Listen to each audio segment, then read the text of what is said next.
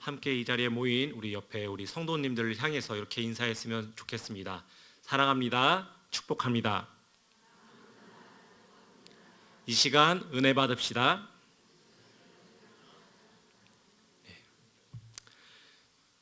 두 남녀가 사랑에 빠져서 교제를 하게 되면은 처음에는 어색해서 서로의 이름을 부르는 것도 힘들어하고 굉장히 조금 이렇게 뻘쭘해하는 그런 관계가 지속되다가 또 그 관계가 익숙해지고 편안해지면 이제는 그 사람의 이름뿐만이 아니라 그 사람을 사랑하는 마음을 담아서 다양한 애칭들을 만들어서 부르곤 합니다. 제가 요즘 젊은이들이 많이 사용하는 애칭들을 한번 조사를 해봤습니다. 요즘 젊은이들은 이런 용어들을 사용을 한다고 합니다. 오빵, 여봉봉, 서방님, 뿌니. 여기서 뿌니는 이쁜이를 의미합니다. 이처럼 사랑하는 사람에게 갖은 호칭으로 자신의 마음을 표현하고 또 그렇게 전달을 하는데, 물론 저도 제 아내와 저희 단둘이 있을 때 그런 긴밀한 애칭들을 사용을 합니다. 여기서는 말씀을 드릴 수가 없습니다. 그런데 이것은 비단 연인 사이에서만 일어나는 일은 아닌 것 같습니다. 우리가 사랑하는 관계가 있다면 그 관계 안에서 우리가 다양한 호칭들을 부르곤 하는 것 같습니다. 이곳에 모인 우리 성도님들의 공통점을 한 가지 찾자면 그것은 아마도 우리 예수 그리스도를 사랑하는 것일 겁니다. 우리는 모두가 예수님을 사랑하기에 이 자리에 모였습니다. 그리고 아마도 우리 성도님들마다 내가 사랑하는 그 예수님을 부를 때 나만이 부르는 어떤 호칭이나 그런 애칭들이 있을 거라고 생각이 됩니다. 아마 우리가 찬양이나 간증을 통해서 가장 많이 사용하는 호칭 중에 하나가 있다면 예수님이 우리의 친구가 되어주신다는 이야기가 될 것입니다. 성경에서도 예수님은 자신을 세리와 죄인의 친구라고 말씀을 하셨기 때문에 우리는 그 말씀에 힘입어 예수님을 우리의 친구처럼 그렇게 편안하게 대하고 또 예수님께 다가가는 것 같습니다. 그러나 예수님이 그렇게 말씀하셨다고 해서 정말로 우리의 친구가 되시는 것은 아니죠. 예수님이 그 말씀을 하셨던 것은 그만큼 우리의 자리까지 낮아지시고 우리에게 자비와 은혜를 베풀어 주셨기 때문에 예수님이 우리의 친구만큼 가깝고 편안하고 친한 분이라는 의미가 담겨져 있는 것입니다. 이 말 때문에 예수님을 나와 동등한 관계나 혹은 내가 막 대해도 될 만한 그런 분으로 여긴다면 우리가 그 의미를 잘못 사용하는 것일 겁니다. 이거 위에 우리가 그렇다면 보다 예수님을 명확하게 나타내고 그분의 의미를 우리가 잘 이해할 수 있는 호칭들이 있다면 어떤 것들이 있을까요? 저는 이것을 베드로가 예수님께 고백했던 그 신앙 고백을 통해서 발견할 수가 있었습니다. 바로 이것입니다. 주는 그리스도시요 살아계신 하나님의 아들이시니이다. 아멘. 저는 바로 이 고백 속에서 우리가 예수님을 부르는 그 호칭들을 한번 발견해 보고자 합니다. 베드로가 고백한 이 문장을 잘 들여다보면 그가 예수님에 대해서 전혀 다른 이 예수님 이외의 다른 호칭 세 가지를 사용하고 있는 것을 발견할 수가 있습니다. 첫 번째는 바로 예수님을 주라고 고백하는 것이고, 두 번째는 그리스도라 고백을 하고 있습니다. 그리고 마지막으로는 하나님의 아들이라고 고백을 하고 있다는 것입니다. 이러한 고백은 베드로의 고백뿐만이 아니라 우리가 매주 주일 예배 때 고백하는 이 사도신경 안에도 우리가 예수님에 대한 고백 속에 이러한 호칭들이 담겨져 있습니다. 그것은 그만큼 이 호칭들이 우리가 예수님을 이해하고 알아가고 또 깨닫는데 굉장히 중요한 단어들이기 때문에 그렇게 사용이 되는 것입니다.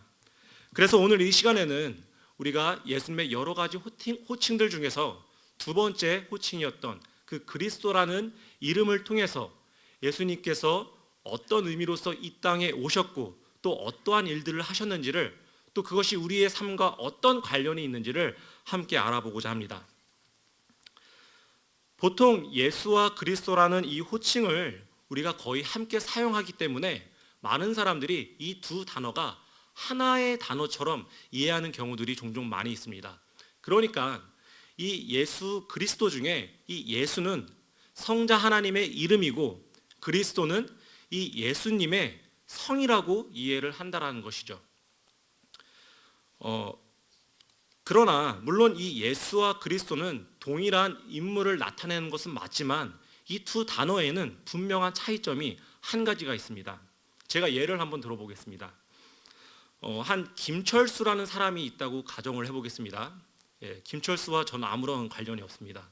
이 김철수는 우리가 보통 이 사람을 부른다고 했을 때 김철수라고 부르겠지만 이 사람이 사회에서 위치하고 있는 어떤 관련된 직장이라든가 업종이 있다면 혹은 그 사람이 회사에 다니고 있다면 그 회사에 맞는 직책으로 그 사람을 부르게 되겠죠.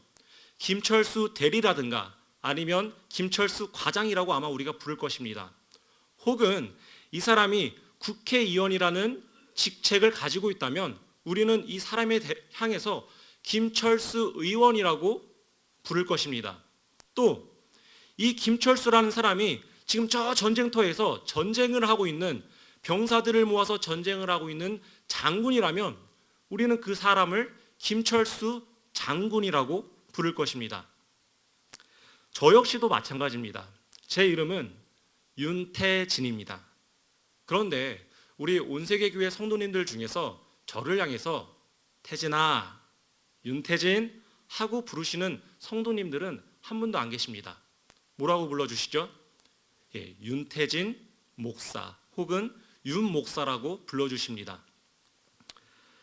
이처럼 이름이 우리의 존재를 알려주고 나타내지만 또한 그 뒤에 따라오는 호칭은 그 사람이 가진 직분이 무엇인지 그리고 그 직분을 통해서 하는 일들, 역할이 무엇인지를 나타내주고 있다라는 것입니다.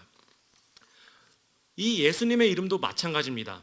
우리가 이 예수 그리스도라고 부를 때 이 예수님은 예수님의 이름을 직접 나타내지만 이 그리스도는 성자 하나님의 그 직분과 하는 일들을, 역할들을 바로 그 이름 가운데서 나타내주고 있는 것입니다. 때문에 우리는 이 그리스도라는 이름을 통해서 예수님이 이 땅에 왜 오셨는지 그리고 이 땅에 오셔서 그렇다면 무슨 일을 하셨는지를 우리가 그 그리스도라는 이름을 통해서 알 수가 있다라는 것입니다. 그러면 우리가 이 그리스도의 의미에 대해서 한번 살펴보도록 하겠습니다. 이 그리스도는 무슨 뜻입니까? 이 말은 히브리어로는 우리가 잘 알고 있는 메시아라는 말과 동의어입니다. 그러니까 그리스도와 메시아가 같은 말이라는 것입니다. 그리고 이 두 말은 언어적으로는 기름 부음 받은 자라는 의미를 가지고 있습니다. 그럼 또 여기서 우리가 질문이 생기죠. 그럼 기름 부음 받은 자는 어떤 사람이지? 누구에게 기름을 우리가 붓지? 이 질문을 우리가 풀어내기 위해서는 구약으로 넘어가야 합니다. 이 구약의 여러 가지 부분에서 우리가 살펴볼 수 있지만 출애굽기 28장 41절을 보면은 제가 한번 읽어보겠습니다. 이렇게 이야기하고 있습니다. 너는 그것들로 내 형 아론과 그와 함께한 그의 아들들에게 입히고 그들에게 기름을 부어 위임하고 거룩하게 하여 그들이 제사장 직분을 내게 행하게 할지며. 아멘. 다음 말씀을 통해 우리가 확인할 수 있는 것이 무엇입니까? 조금 전에 이 말씀은 아론과 그의 아들이었던 두 아들이 제사장의 직분을 임명받을 때 상황들을 지금 설명하고 있는 것입니다. 그런데 이 제사장의 직분을 임명받을 때 어떤 의식을 지금 해가고 있습니까?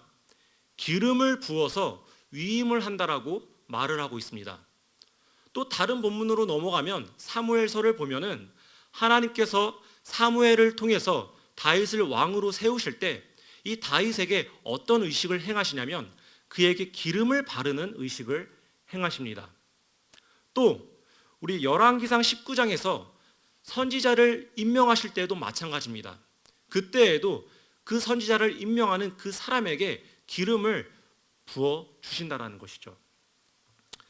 우리는 이 사실들을 종합해 보면 구약 성경에서 기름 부음을 받는다라는 것이 하나님이 세우신 직분자가 된다는 것을 의미하고, 둘째로는 그 직분이 바로 세 가지의 직분, 선지자와 제사장과 왕이라는 직분에 한정되어 있다는 것을 발견하게 됩니다.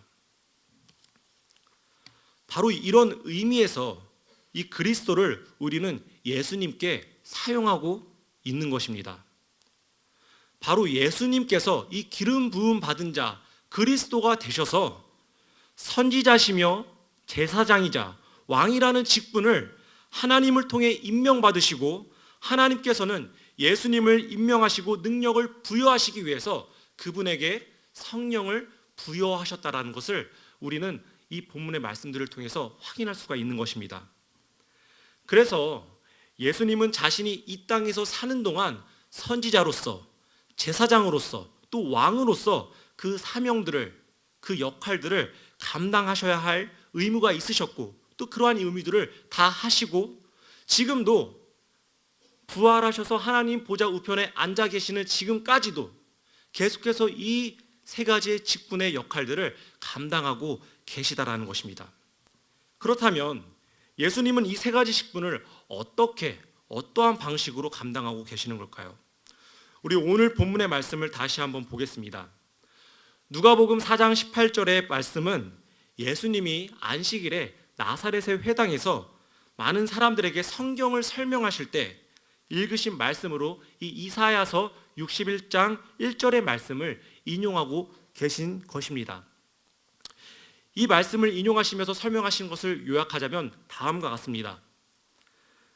구절을 한번 보시면서 이해를 하시면 좋을 것 같습니다.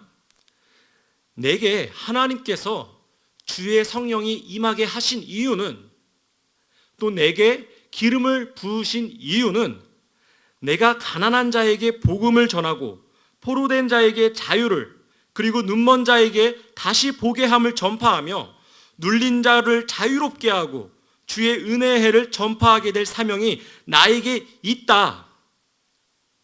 바로 이러한 사명 때문에 하나님께서 내게 기름을 부으시고 내게 성령을 임하게 하셨다라는 것을 말씀해주고 있는 것입니다. 그리고 여기에 나와 있는 그 많은 사역들을 하나로 요약하자면, 이 사역은 바로 예수님께서 단 한 가지, 우리의 구원을 위해서 이 땅 가운데서 그 일들을 행하고 계시다라는 사실을 알려주고 있는 것입니다. 예수님은 바로 이것, 우리의 구원을 위해 기름 부음 받은 자로서 세 가지의 직분을 동시에 가지심으로 구원의 계획들을 감당하셨고, 또 지금도 그러한 것들을 행하고 계시다라는 것입니다. 그러면 예수님은 이 선지자와 제사장, 이 왕이라는 직분을 가지고 그것이 우리의 구원의 일과 무슨 관련이 있길래 어떤 일들을 하셨던 걸까요? 먼저 우리 선지자를 한번 살펴보겠습니다. 선지자의 역할이 무엇인가요? 우리 성경에 참 선지자들이 많이 나옵니다. 성경의 대부분이 대선지서와 소선지서, 선지자들의 글로 되어 있는데, 이 선지자의 역할들이 무엇입니까? 우리가 대부분 이해하고 있기로는 선지자는 미래의 일을 말하는 자, 예언을 하는 자 정도로 알고 있습니다. 물론 이것도 선지자의 역할 중에 하나는 맞지만, 더 근본적으로는 이 선지자의 역할은 하나님께서 말씀하신 것, 하나님께서 뜻하신 것을 그대로 그의 백성들에게, 이 세상을 향해서 선포하고 전하고 가르치는 역할이 바로 선지자의 역할이었던 것입니다. 예수님은 바로 이러한 선지자로서의 역할을 통해서 하나님의 뜻을 이 땅 가운데 선포하고 가르치셨던 것입니다. 때로는 말씀으로, 그리고 이적을 행함으로, 다른 행동들을 통해서 이러한 하나님의 뜻을 우리에게 알려주셨던 것입니다. 그러면 그 뜻이 무엇이었을까요? 아까도 말씀드렸듯이 바로 우리의 구원을 위한 하나님의 계획, 하나님의 뜻, 우리의 구원을 향한 그 뜻을 바로 이 땅에 오셔서 우리에게 선포하고 가르치셨다는 것입니다. 자, 그렇다면 제사장으로서는 무슨 일을 하셨습니까? 제사장은 이스라엘을 대표하여 모든 사람의 죄를 회개하는 역할을 하는 것이었습니다. 이것과 마찬가지로 예수님은 우리의 구원을 위해 자신의 몸을 단번에 직접 희생 제사의 제물로 드리심으로 모든 인류의 죄를, 과거와 현재와 미래에 있을 모든 인류의 죄를, 그 죄에 대한 책임을 다 지신 것입니다. 또 예수님의 이 구원 사역은 그 십자가에서 자신을 희생 제물로 드리심으로 인해서 완전히 끝난 것이 아니었습니다. 예수님은 지금도 우리의 구원을 위해서 이러한 왕적 직분을 가지고 그 일을 지금도 행하고 계십니다.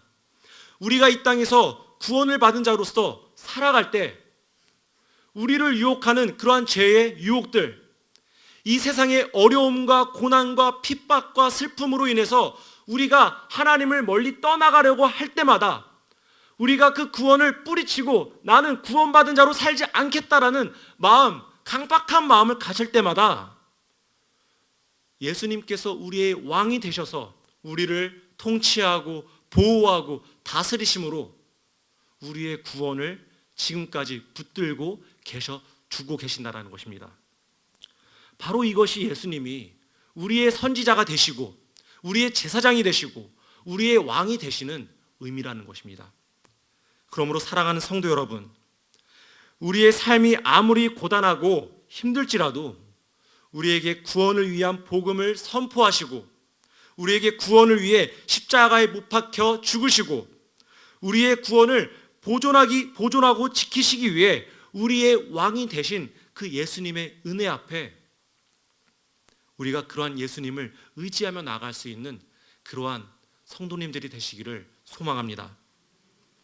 바로 이 예수 그리스도라는 이 신앙 고백이 이러한 의미들을, 또 우리의 이러한 다짐들이 존재한다라는 것입니다.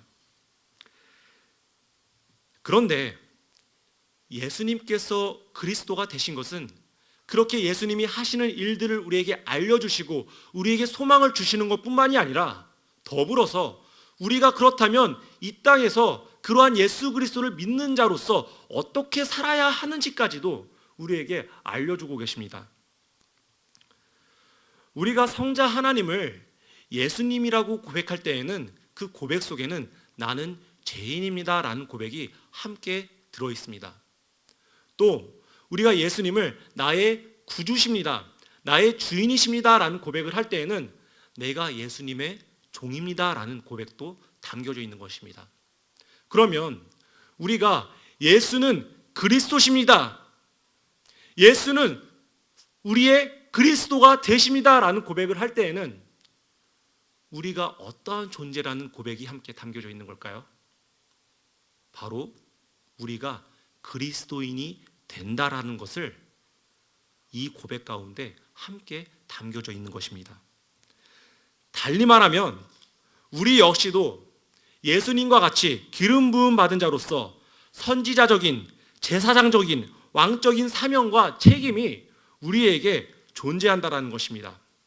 그런데 여기서 놀라운 사실 한 가지는 무엇이냐면 이 직분들이 우리가 그 믿는 순간에 그래 너희도 그러한 직분을 가지고 살아가 보렴, 그때 때마침 하나님께서 주시는 사명이 아니라 이미 태초에 하나님께서 하나님의 형상대로 사람을 지으실 때 그 처음 창조 그때에 이러한 직분을 그 최초의 인류였던 아담에게 짊어주고 계셨다라는 것입니다.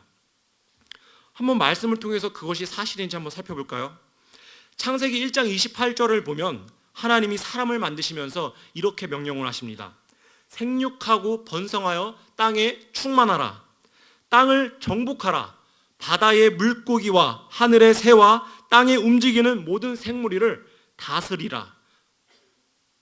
바로 이 고백을 통해서 하나님께서는 이 아담, 이 최초의 인류였던 그 사람에게 이 세상 속에서, 이 땅에서 왕적인 직분을 가지고 이 세상을 다스리고 통치하라는 그러한 직분을 이 사람에게 주셨던 것입니다. 더불어서 하나님은 이 아담을 만드실 때 이 아담에게 하나님의 뜻을 선포하고 가르쳐 주셨습니다. 그것이 무엇인가요? 내가 너를 위하여서 이 에덴 동산에 참 많은 먹음직스러운 과실들을 만들었는데 그 중에 단 한 가지 너가 먹지 말아야 할 금난의 열매가 있다. 너가 그것을 먹는 날에는 정녕 죽을 것이다. 라는 하나님의 말씀을, 하나님의 뜻을 그 아담의 마음판에 새겨주셨습니다. 그래서 아담은 그 하나님의 뜻, 하나님의 말씀을 자신뿐만이 아니라 자신의 유일한 배필이었던 하와에게 선포하고 가르칠 그러한 의무가 있었던 것입니다. 바로 선지자적인 사명이죠. 마지막으로 이 아담의 아들들이었던, 아담이 타락한 이후에 아들이었던 이 가인과 아벨이 하나님께 제물을 드림을 통해서 그 장면을 우리가 봄으로 인해서 아담에게는 이 제사장의 직분도 있었다라는 것을 우리는 확인을 할 수가 있다라는 것입니다. 따라서 사람이 하나님의 형상으로 만들어졌다라는 것은 원래부터 이 세 가지의 직분을 우리가 행할 수 있다는 뜻이기도 했던 것입니다. 그러나 아담과 하와가 어떻게 되었죠? 죄를 범하게 되었습니다. 타락하게 되었습니다.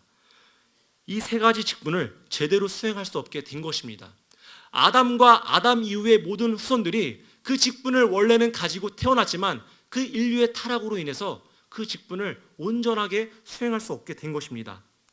선지자로서 하나님의 말씀을 가르치는 대신 자신의 의지와 자신이 가지고 있는 소견대로 다른 사람들에게 가르치고 주장하기 시작을 했습니다.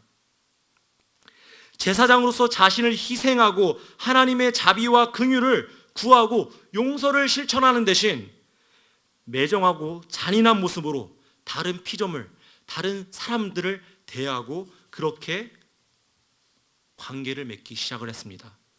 왕으로서는 하나님의 통치를 받으며 하나님의 통치가 이 땅에 펼쳐지도록 해야 하는데 오히려 자신을 드러내고 기만하며 자신이 이 세상에, 이 땅에, 내가 속한 곳에 진정한 통치자가 되려고 하게 된 것입니다.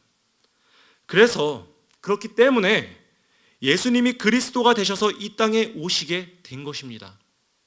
인간이 수행하지 못했던 그 역할들을 예수님이 친히 감당하심으로 이제는 우리가 그분을 믿고 구원을 얻기만 하면 예수 그리스도와 연합하여 한 지체가 됨으로써 예수님이 받으셨던 그 성령의 기름 부으심이, 예수님이 받으셨던 그 성령의 임재가 우리 가운데도 임하게 되었다라는 것입니다.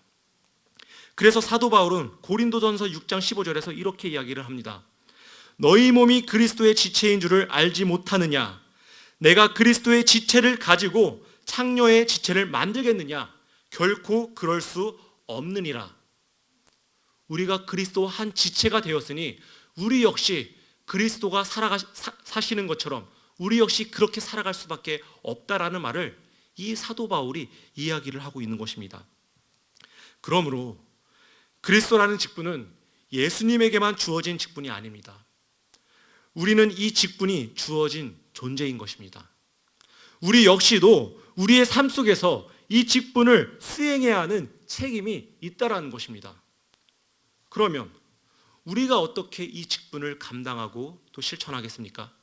먼저는 선지자로서 이 세상에 그리스도의 이름을 선포하는 삶을 사는 것입니다.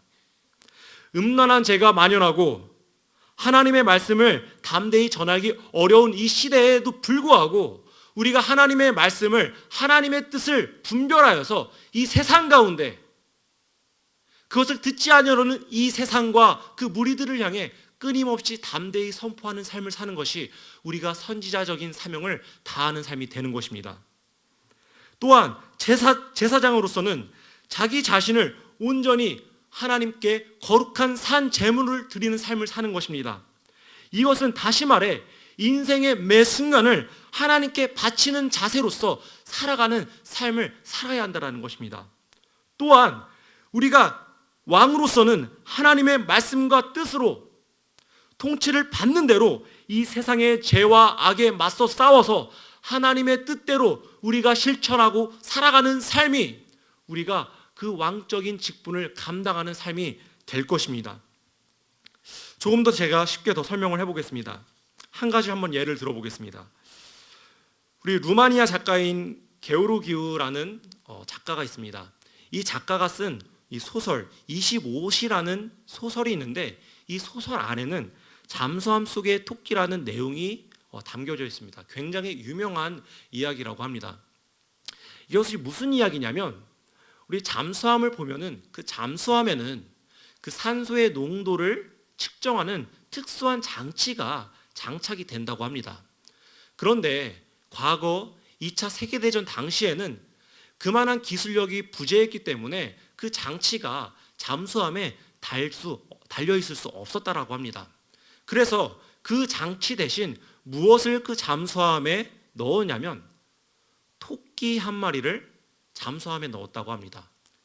이게 무슨 말일까요? 이 토끼가 사람보다도 그 산소의 농도 변화를 민감하게 반응하고 측정하기 때문에, 그리고 그 산소의 농도가 조금이라도 변하게 되면 금방 그 신체적인 변화가 일어나기 때문에 이 산소의 농도가 조금씩 옅어졌을 때 그 반응으로 인해서 죽어버리는 그 토끼의 모습을 보고 그 잠수함에 탔던 사람들이 이제 이 토끼가 죽었으니까 앞으로 우리도 6시간 후면 죽을 수 있겠구나 라는 판단하에, 그러면 우리가 지금 당장 수면 위로 올라가서 이 함내의 공기를 다시 한번 우리가 상기할 것인지, 아니면 끝까지 이 밑바닥 밑속에 남아서 그 전쟁을, 우리의 희생을 치르고서라도 우리가 그 전쟁에 임할 것인지를 결정을 했다라는 것입니다. 저는 이 이야기를 읽으면서 이런 생각을 했습니다. 지금 우리가 이 시대에 살아가는 이 시대에 잠수함 속에 토끼가 존재한다면 그것은 누구일까? 그런 상상을 해보았습니다. 그리고 바로 그 잠수함 속에 토끼가 존재한다면 저는 그것이 바로 우리 그리스도인이 되어야 한다라고 생각을 했습니다.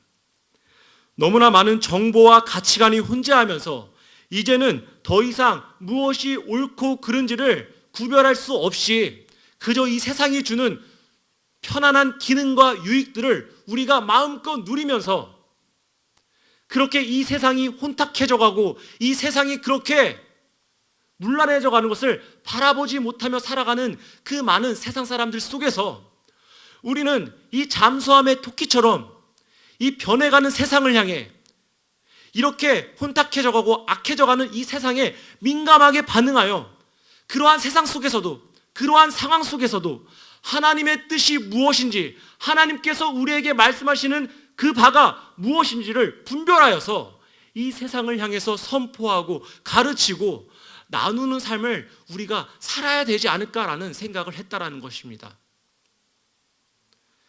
이 세상 사람들은 우리 주변의 이웃들이 아파하고 힘들어하고 슬퍼하고 하다못해 우리 옆집에 사는 그 이웃이 어떠한 삶을 사는지도 관심 없이 그저 내가 잘 먹고 잘 살고 그저 내가 해외여행 한번 가는 것이 삶의 만족을 누리는 것처럼 살아가지만, 우리는 이 잠수함 속의 토끼처럼 내 이웃들의 아픔에 민감하게 반응하고 내 이웃의 슬픔에 민감하게 반응하고 내 이웃이 굶주리고 가난에 허덕이는 것을 향하여서 우리 그리스도인이라면 우리가 그것에 반응하여서 그것에 그 앞으로 나아가는 삶을 살아가는 것이 바로 우리 그리스도인이지 않을까라는 생각을 했다라는 것입니다.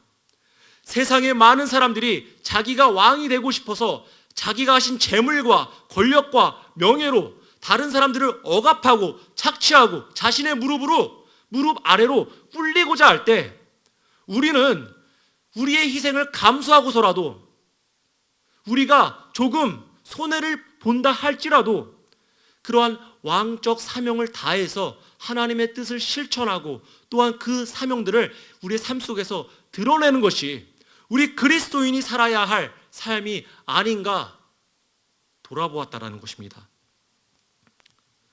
성경에도 보면 바로 이 그리스도인의 삶을 살았던 인물을 우리가 발견할 수가 있습니다. 그 인물이 누굴까요? 바로 노아입니다. 노아는 부패와 포악함이 가득한 그 시대에 유일하게 잠수함의 토끼처럼 살아갔던 인물이었습니다. 많은 사람들이 하나님의 심판이 임할 것이라는 그 말씀을, 그 뜻을 바라보지 못하고 듣지 않고 애써 외면하며 자신들이 지금 누리고 있는 행복과 그 안락함에 젖어서 살아가고 있었습니다. 그러나 이 노아는 유일하게 하나님의 뜻이 무엇인지, 하나님께서 나에게 말씀하시는 바가 무엇인지를 분명하게 듣고 그것을 듣지 않는 그 무리들을 향해서 끝까지 권면하고 선포하는 삶을 살았다라는 것입니다.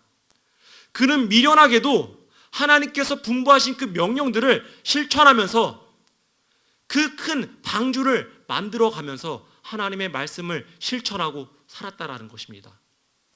그렇게 노아는 참된 그리스도인의 삶을 살았던 모습을 우리에게 보여주고 있는 것입니다. 사랑하는 성도 여러분, 하나님은 바로 우리에게 원하시는 것이 바로 이 그리스도인으로서 이 같은 삶을 살기를 원하신다라는 것을 이 시간을 통해서 기억하시기를 바랍니다. 그러므로 우리는 우리의 입술로 예수 그리스도를 선포할 때마다 하나님께서 우리를 구원하시기 위해 행하신 놀라운 일들을 기억하는 것뿐만 아니라 우리 자신 역시 그리스도인이라는 사실을 함께 간직하기를 소원합니다. 그것은 단지 나는 교회 다니는 사람이야, 나는 예수 믿는 사람이야 라는 그런 표말이 아니라 내가 바로 이 땅에서 하나님의 말씀을 지키고 살아가는 선지자며 제사장이며 왕이라는 사실을 우리에게 던져주고 있는 것입니다. 말씀을 정리하겠습니다. 예수는 그리스도십니다. 그리고 우리는 그와 한 지체가 된 그리스도인입니다. 오늘 이 고백이 이 땅에서 한평생을 살아가는 저와 성도님 가운데 아름다운 신앙 고백이 되어지기를 소망합니다. 그리고 더불어서 하나님께서 우리에게 주신 그 사명들을 능히 감당하며 살아가는 사랑하는 온 세계 교회 성도님들이 되시기를 예수님의 이름으로 축원합니다.